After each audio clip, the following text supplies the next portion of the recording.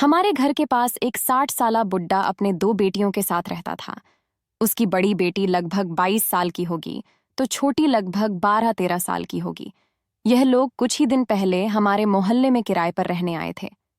उन लोगों को देखकर लगता था कि जैसे बहुत ही गरीब लोग हैं। उस बूढ़े बाबा की पत्नी नहीं थी, उसकी मौत हो चुकी थी, उसका कोई बेटा भी नहीं था, सिर्फ दो बेटियां थीं। बड़ी बेटी तो बहुत ही खूबसूरत थी। जो भी उसे देखता अपनी आंखें झपकना भूल जाता था। उसकी शादी की उम्र भी हो चुकी थी। लेकिन अजीब बात यह थी कि जो भी उसकी लड़की का रिश्ता मांगने उसके घर जाता, तो वह लोगों को धक्के मारकर घर से निकाल देता था। और वह अपनी बेटियों को लेकर बहुत ही सावधान रहा करता था। आज तक उसकी बेटियों को किसी ने दरवाजे पर भी खड़ा नहीं देखा था।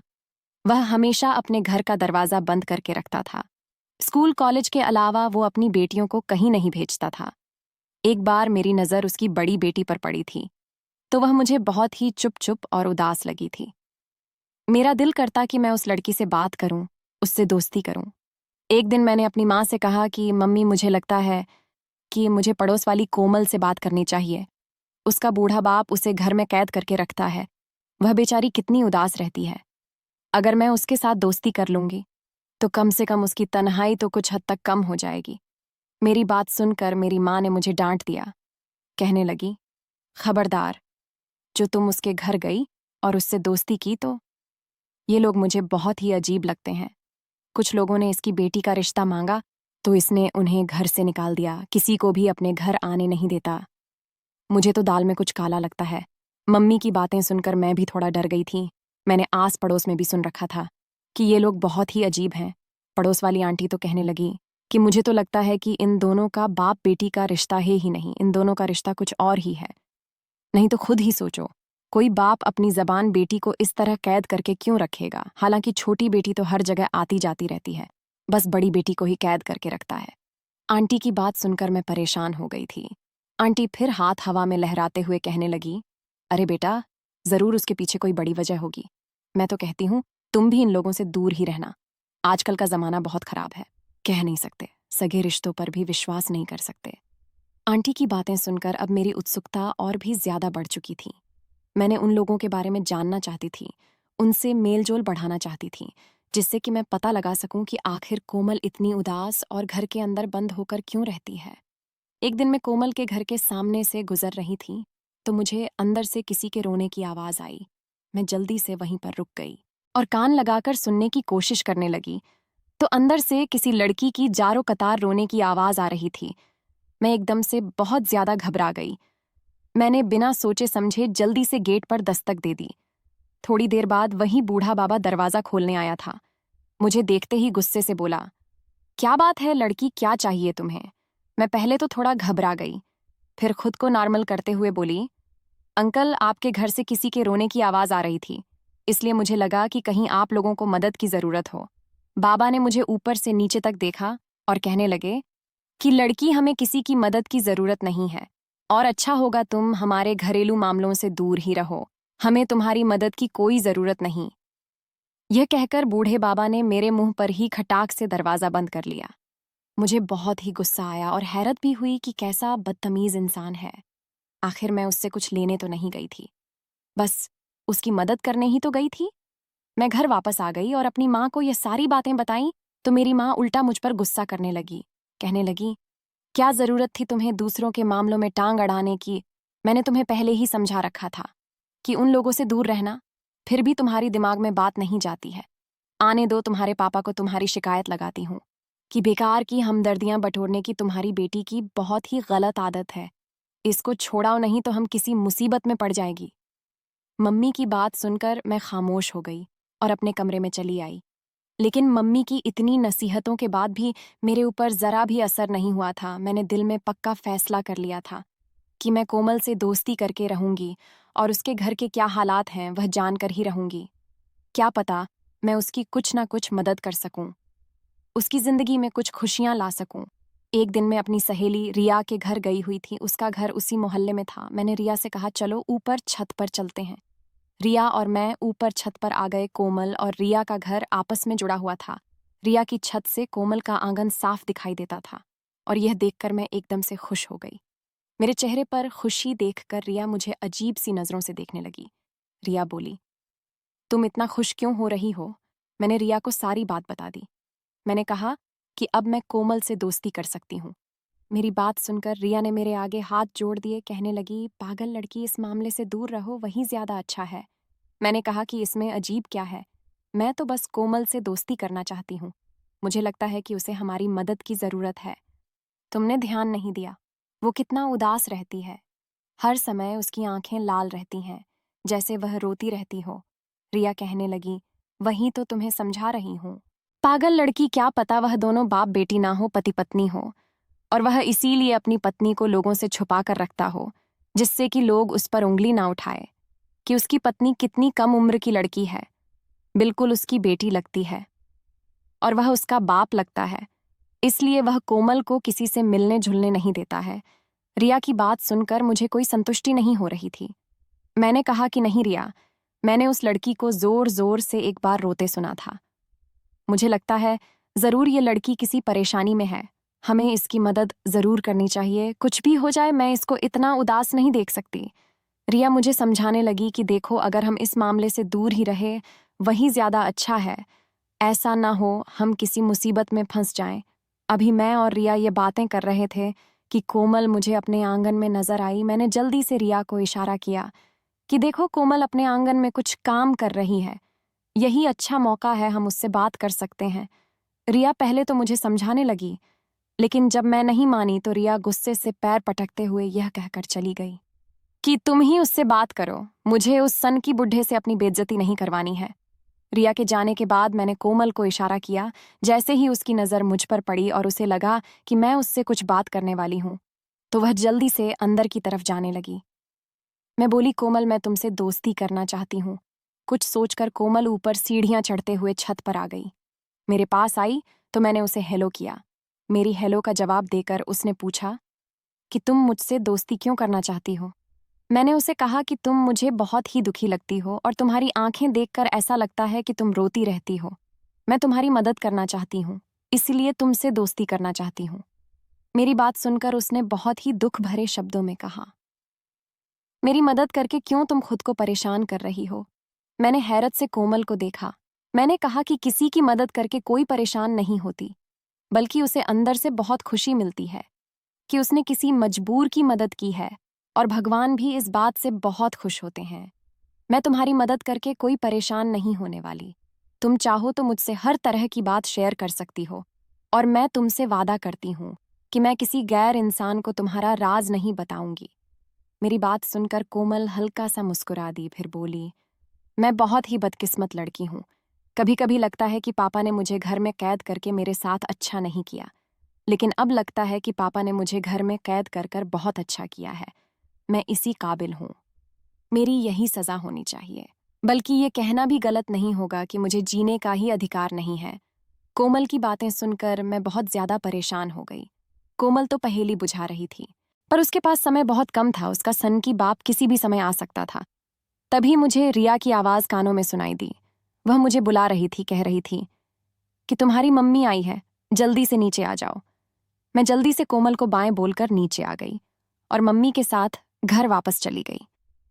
घर आकर भी मैं यही सोच रही थी कि आखिर कोमल से ऐसा कौन सा गुनाह हो गया है जो वह खुद से ही नाराज है। मैंने सोचा कि मुझे कोमल के घर जाकर ही उससे बात करनी चाहिए। जब उसका बाप घर पर नहीं होगा, तभी मैं रिया के घर से होती हुई उसके घर चली जाया करूंगी। अगले दिन मैं फिर रिया के घर गई। मैंने छत पर जाकर देखा तो कोमल आंगन में चारपाई डालकर बैठी हुई थी, लेकिन आज भी वह रो रही थी। उसकी सिसकियों की आवाज ऊपर छत तक आ रही थी। वह अपना पेट पकड़े बैठी हुई थी और ऐसे चिल्ला रही थी जैसे उसे बहुत ज्यादा तकलीफ हो। मैं बहुत ज्यादा परेशान हो गई। मैंने जल्दी से उसे आवाज दी। उसने मेरी तरफ देखा और इशारे से कहा कि वह ऊपर छत पर नहीं आ सकती। अगर तुम चाहो तो नीचे मेरे पास आ जाओ। मैं जल्दी से छत से होती हुई उसके पास आ गई। वह अब भी अपना पेट पकड़े बैठी हुई थी। मैंने उसे कहा, कोमल, तुम्हें क्या हुआ है? क्या तुम्हारे पेट में दर्द है? मेरी बात सुनकर उसके मुंह से बहुत ही मुश्किल से शब्द निकले थे, क्योंकि वह बहुत ज्यादा तकलीफ में थी।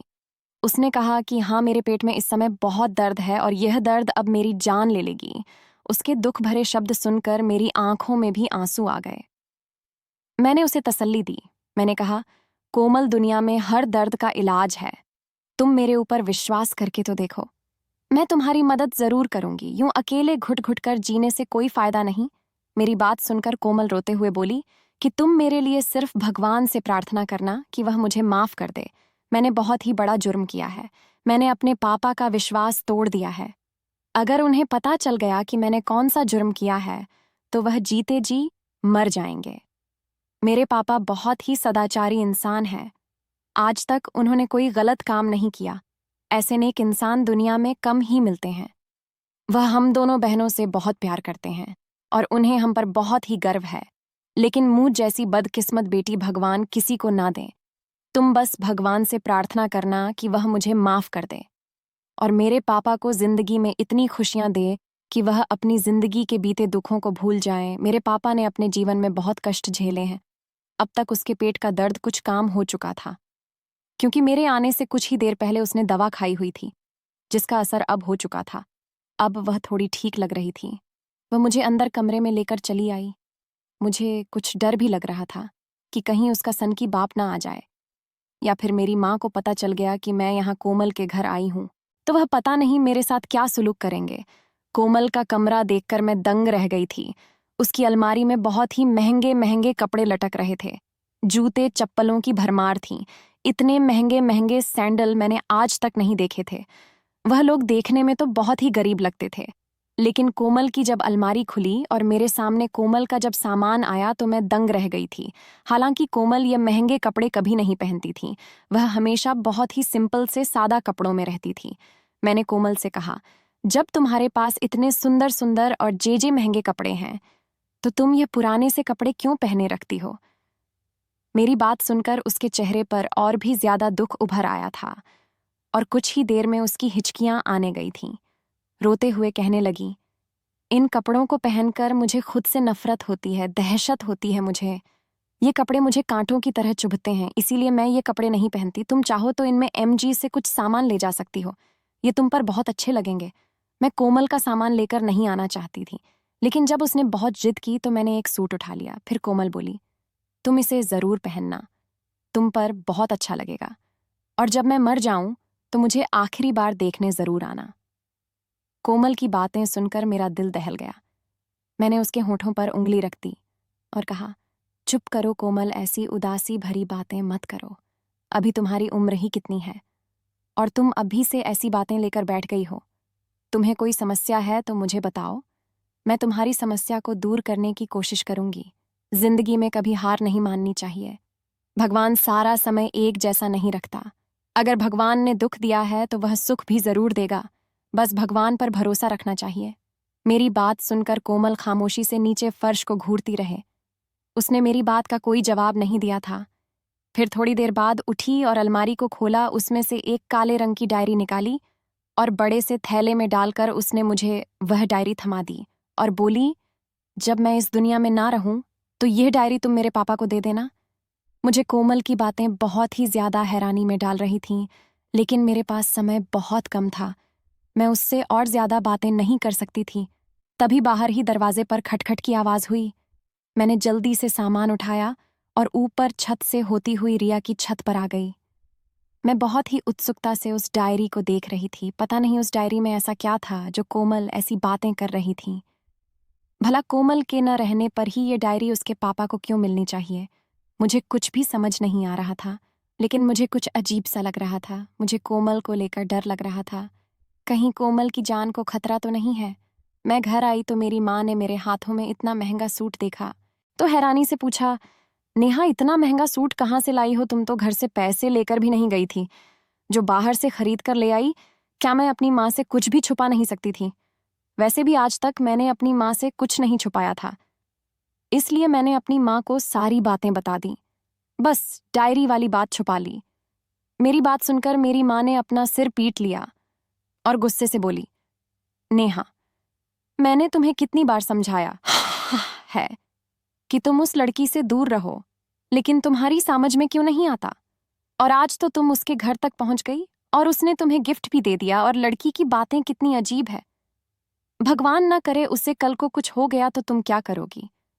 अगर तुम उनके किसी मामले में फंस गई तो हम तो कहीं के ना रहेंगे। वो लड़की कितनी दुख भरी बातें करती है, उसे अपनी जिंदगी से कोई मोह नहीं है। उस लड़की की बातें सुनकर मेरा दिल घबरा रहा है। खबरदार, जो कल से तुम उसके घर गई। मम्मी की बातें सुनकर मैं बहुत ज्यादा परेशान हो गई। मैं मम्मी को समझाने लगी, मम्मी आप कितने खुदगर्ज हैं। वो लड़की किसी मुसीबत में है, हमें उसकी मदद करनी चाहिए, और आप हैं कि मुझे उससे मिलने देना नहीं चाहती। अगर मैं उसकी मदद नहीं करूंगी तो उसकी मदद करने मोहल्ले में कोई भी आगे नहीं बढ़ेगा। अगर उस लड़की को कल कुछ हो गया तो मैं खुद को कभी माफ नहीं कर पाऊंगी। लेकिन मेरी माँ ने मुझ पर बहुत ही सख्ती से पाबंदी लगा दिया और मुझे उसके घर जाने से मना कर दिया। अब मैं बहुत पछताई कि मुझे अपनी माँ को ये सारी बातें नहीं बतानी चाहिए थीं। कम से कम मैं कोमल से मिल तो सकती थी और ये जान सकती थी कि कोमल को क्या परेशानी है। ऐसे ही 2 दिन गुजर गए थे और फिर वह मुझे खबर मिल ही गई जिसकी मुझे आशंका थी। कोमल के पेट में बहुत तेज दर्द उठा था और इसी तेज दर्द के चलते उसकी मौत हो गई थी। लेकिन ये बात सिर्फ मैं जानती थी कि कोमल की मौत का जिम्मेदार उसके पेट का दर्द था। मोहल्ले वाले अजीब अजीब बातें बना रहे थे कि भला जवान लड़की इस तरह अचानक बिना किसी वजह के कैसे मर सकती है। जरूर उसकी मौत के पीछे उसका बूढ़ा बाप है। लेकिन मैंने अपने होंठ सी लिए थे। मैंने किसी को कोमल के बारे में कुछ नहीं बताया था, लेकिन कोमल के जाने का मुझे बहुत दुख हुआ।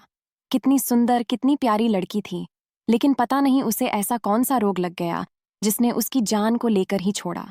कोमल की छोटी बहन और उसके बूढ़े पापा का रो रो कर बुरा हाल था। सब लोग कोमल के बाप को उसकी मौत का जिम्मेदार ठहरा रहे थे, लेकिन मेरा दिल कह रहा था कि कोमल का बाप बेकसूर है, क्योंकि कोमल ने मुझे बताया था कि उसके पापा बहुत ही अच्छे इंसान हैं। अगर कोमल के पापा उसे परेशान करते होते तो वह मुझे अपने पापा के बारे में कुछ ना कुछ जरूर बताती। लेकिन मोहल्ले वाले यही समझते थे कि जरूर दाल में कुछ काला है। कोमल की मौत के पीछे यही बूढ़ा जिम्मेदार है। यही सब सोचते हुए सारे मोहल्ले वाले उस बूढ़े बाबा के घर इकट्ठे हो गए और उसे पूछताछ करने लगे। मेरे पापा भी गए थे। मेरे पापा ने पूछा, तुम्हारी बेटी जवान थी, शादी के लायक थी, फिर तुमने उसकी शादी क्यों नहीं की? चारों तरफ से बूढ़े बाबा पर सवालों की बौछार हो रही थी, लेकिन वह बेचारा जारो कथा रो रहा था कि मुझे नहीं पता मेरी बेटी को क्या हुआ था। उसने मुझे कुछ नहीं बताया था। शादी के लिए वह खुद ही मना करती थी, इसलिए मैंने उसकी शादी नहीं की थी। जब इतने अच्छे अच्छे रिश्ते मेरी बेटी के लिए आते थे और वह उन्हें मना कर देती थी, तो मैं अपनी बेटी का सारा गुस्सा रिश्ता लाने वालों पर निकाल लेता था, क्योंकि मैं अपनी बेटी से बहुत प्यार करता था। मैं उससे कुछ कह नहीं सकता था। जब कोमल के पापा बार बार कहने लगे कि अपनी बेटी की मौत का जिम्मेदार मैं नहीं हूं, तो सब मोहल्ले वालों ने तय किया कि पुलिस को खबर देनी चाहिए, और फिर पुलिस को खबर की गई। कोमल के पापा ने सब मोहल्ले वालों के हाथ जोड़े कि मेरी बेटी की मौत नेचुरल थी, उसकी मौत के पीछे किसी का हाथ नहीं था। पुलिस आएगी तो मेरी बेटी का पोस्टमार्टम होगा, पर मैं ये बिल्कुल नहीं चाहता। अगर आप लोग कहें तो मैं खुद पुलिस के पास जाने को तैयार हूं, और आप जैसा कहेंगे मैं पुलिस में जाकर कह लूंगा। लेकिन मेरी बेटी को कोर्ट कचहरी के चक्कर में मत घसीटो। अब तो वह इस दुनिया में भी नहीं है, उसे चैन की मौत तो मर जाने दो। लेकिन मोहल्ले वालों ने कोमल के पापा को समझाया कि जब तक आपकी बेटी का पोस्टमार्टम नहीं होगा, लोगों को पता कैसे चलेगा कि उसकी मौत कैसे हुई है। हो सकता है आप अपनी बेटी की मौत के जिम्मेदार ना हो, लेकिन यह भी तो हो सकता है कि उसकी मौत का जिम्मेदार कोई और हो। अगर पोस्टमार्टम रिपोर्ट आएगी तो पता चल जाएगा कि कोमल की मौत कैसे हुई थी, जिससे कि आपकी बेटी को इंसाफ मिल सकेगा।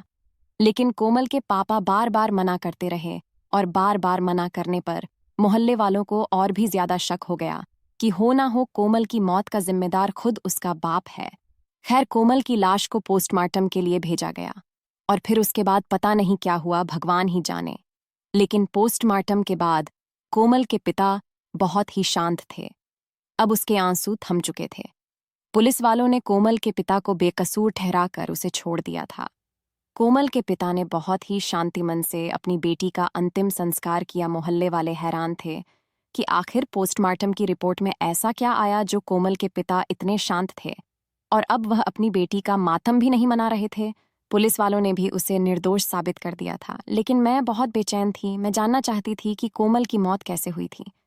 मेरा दिल कहता कि खुद जाकर कोमल के पापा से पूछ कर आऊं, लेकिन उधर जाने के लिए मेरी मम्मी ने सख्ती से मना कर दिया था, इसलिए मन मारकर बैठी रही। और फिर अचानक ही कोमल के पापा से बात करने का बहाना मिल गया। कोमल दी गई मुझे वह काले रंग की डायरी याद हो आई, जिसके लिए कोमल ने कहा था कि मेरे मरने के बाद ये डायरी मेरे पापा को दे देना। मैंने जल्दी से वह डायरी ली और कोमल के घर की तरफ चल दी। एक पल को ख्याल आया कि क्यों ना ये डायरी खोलकर पढ़ लूं, जरूर इसमें कोमल की मौत का राज छुपा होगा। लेकिन फिर सोचा, ये कोमल की अमानत है और मुझे उसके पापा को दे देना चाहिए। मैं जैसे ही कोमल के घर में पहुंची तो वहां पर गेट पर बड़ा सा ताला पड़ा हुआ था। पड़ोसियों ने बताया कोमल के पापा तो यहाँ पर किराए पर रहते थे, अपना सामान लेकर यहाँ से चले गए हैं। यहाँ से थोड़ी दूर पर उन्होंने अपना मकान ले लिया है और खुद का कारोबार शुरू कर लिया है। अपनी छोटी बेटी का एडमिशन एक बहुत ही अच्छे स्कूल में करा दिया है। ये सुनकर मुझे हैरत का झटका लगा था। जो लोग कल तक इतने गरीब थे कि उन्होंने इस गरीब मोहल्ले में किराए पर मकान लिया हुआ था, आज वह बेटी के मरने के बाद इतना अमीर कैसे हो गया। मैं अपने कमरे में बैठे यही सोच रही थी कि डायरी खोलकर पढ़ लूं या नहीं पढ़ूं। वह काले रंग की डायरी मेरे सामने पड़ी हुई थी और फिर मैंने फैसला कर ही लिया कि मुझे यह डायरी खोलकर पढ़ लेना चाहिए। जब कोमल के पापा मुझे कभी मिलेंगे तो ये डायरी मैं उन्हें वापस कर दूंगी। और फिर जैसे ही मैंने डायरी पढ़ना शुरू किया, वैसे वैसे मेरे होश उड़ते चले गए थे। डायरी में बहुत ही अजीबोगरीब बातें लिखी हुई थीं। डायरी में लिखा था, पापा मुझे माफ़ कर देना, मैंने आपके विश्वास को लोढ़ा है। जो पाप मुझसे हुआ है उसके बाद मैं आपके सामने सर उठाने के काबिल भी नहीं रही हूँ। पापा, आपकी परवरिश में कोई कमी नहीं थी, कमी तो मेरे अंदर थी जो आपकी परवरिश को दागदार बना दिया। माँ के मरने के बाद आपने मुझे माँ और बाप दोनों बनकर पाला था, लेकिन मैं ही रास्ते से भटक गई थी। कॉलेज में मुझे एक लड़के से मोहब्बत हो गई। उसका नाम हरीश था। हरीश बहुत ही अमीर था, पूरे कॉलेज की जान था। लड़कियां उसके पीछे दीवानी थीं, लेकिन वह मेरे पीछे आया था और मैं भी उसकी मोहब्बत में गिरफ्तार हो गई। उसकी बड़ी सी गाड़ी, बड़ा सा बंगला और पैसे की चमक ने मुझे अंधा बना दिया। मुझे लगा कि वह मुझसे सच्ची मोहब्बत करता है। मैं उसके बड़े से बंगले में रानी बन के रहूंगी, लेकिन वह तो मुझे अपने मकसद के लिए इस्तेमाल कर रहा था। मुझसे अपनी हवस शांत करना चाहता था। मैं हरीश को अपना मसीहा समझती थी, लेकिन वह तो मसीहा नहीं, गज बल्कि इंसान के रूप में छुपा एक भेड़िया था। मुझे अपने बड़े से बंगले में यह कहकर ले गया था कि शादी से पहले अपने घर को देख लो, जिस घर में मैं तुम्हें रानी बनाकर रखूंगा। मैं भी खुशी खुशी उसके पीछे चली गई थी, लेकिन मुझे क्या पता था कि वहां वह मुझे अपना बंगला दिखाने नहीं, मुझे वहां की रानी बनाने नहीं, बल्कि वह मेरी इज्जत रौंदने के लिए लेकर गया था। जिस समय मैं उसके बंगले पर पहुंची थी, पूरा बांग्ला सुनसान था। वह भूखे भेड़िए की तरह मुझ पर टूट पड़ा था। मेरी चीखें सुनने वाला वहां कोई नहीं था। और जब वह अपने इरादों में कामयाब हो गया तो उसके चेहरे पर ऐसी मुस्कान थी कि जैसे उसने कोई किला फतह कर लिया है। शर्ट के बटन लगाते हुए बोला था, पूरा कॉलेज तुम्हारी खूबसूरती का दीवाना था, लेकिन मैंने अपने दोस्तों से शर्त लगाई थी कि मैं इस फूल का रस चूस कर रहूंगा, और आज मैंने वह कर दिखाया है। फिर उसके बाद उसने मेरी तरफ एक हीरो की चैन फेंकी थी, यह कहकर, यह तुम्हारी कीमत है, तुम चाहो तो आगे भी मुझे खुश कर सकती हो। मैं ऐसे ही कीमती उपहार तुम्हें भेंट करता रहूंगा। मैं सुन रखा था, हीरा चाटने से मौत हो जाती है। मैं अपनी किस्मत पर खून के आंसू रो रही थी। जब मेरे पास मेरी अपनी इज्जत ही नहीं बची थी तो फिर जीने का क्या मतलब था। मैंने वह हीरे की चैन पूरी की पूरी निगल ली। वह मेरे हलक के नीचे से कैसे उतरी मैं नहीं जानती। उस समय मुझे कुछ होश नहीं था।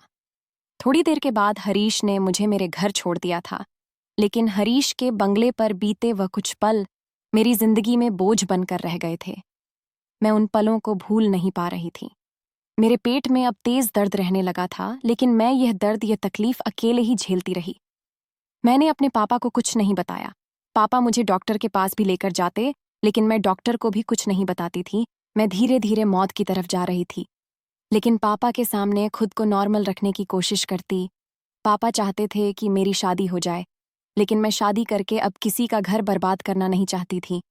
मेरे पेट में हीरे की एक चैन है, उस चैन को बेचकर छोटी का एक अच्छे स्कूल में एडमिशन कराना, उसकी सारी इच्छाओं को पूरा करना, उसे जिंदगी की सारी खुशियां देना। और मेरी यह कहानी मेरी छोटी बहन को ज़रूर सुनाना, जिससे कि मेरी तरह जिंदगी में वह कोई गलत फैसला ना ले। पापा जीते जी मैं आपके सामने सर उठाकर कैसे रहती, लेकिन मरने के बाद मैं आपको अपनी हकीकत बता रही हूँ। मेरे प्यारे पापा, मुझे माफ़ कर देना। अब तो आपकी बेटी मर गई है। जीते जी शायद आप मुझको माफ़ नहीं कर पाते, लेकिन मरने के बाद तो माफ़ कर ही सकते हैं। आपकी प्यारी बेटी कोमल। कोमल की यह दुख भरी कहानी सुनकर मेरी आंखों से खुद ब खुद आंसू बह निकले थे। बाप बेटी की इज्जत पर आंच नहीं आने देता। बेटी की इज्जत के लिए पूरी दुनिया से लड़ जाता है, लेकिन बेटी अपने बाप की इज्जत को चंद लम्हों में ही रौंद डालती है। किसी की मीठी बातों में आकर, किसी के बहकावे में आकर वह अपने बाप की इज्जत की परवाह नहीं करती। ऐसी बेटियों से बदकिस्मत बेटी और कौन होगी। जो भी बेटियां मेरी यह कहानी सुन रही हैं, इस कहानी से शिक्षा जरूर लें और मुझे कमेंट में जरूर बताएं कि क्या मुझे यह डायरी कोमल के पापा को देनी चाहिए या नहीं चाहिए। अगर यह डायरी कोमल के पापा पढ़ते हैं तो जीते जी मर जाएंगे। उन्हें अपनी बेटी पर बहुत ही नाज था। वह मान कुछ ही पलों में टूट कर चकनाचूर हो जाएगा। कमेंट में जरूर बताएं डायरी कोमल के पापा को देनी चाहिए या नहीं। दोस्तों, वीडियो कैसा लगा कमेंट करके जरूर बताना। वीडियो को लाइक और चैनल सब्सक्राइब कर देना।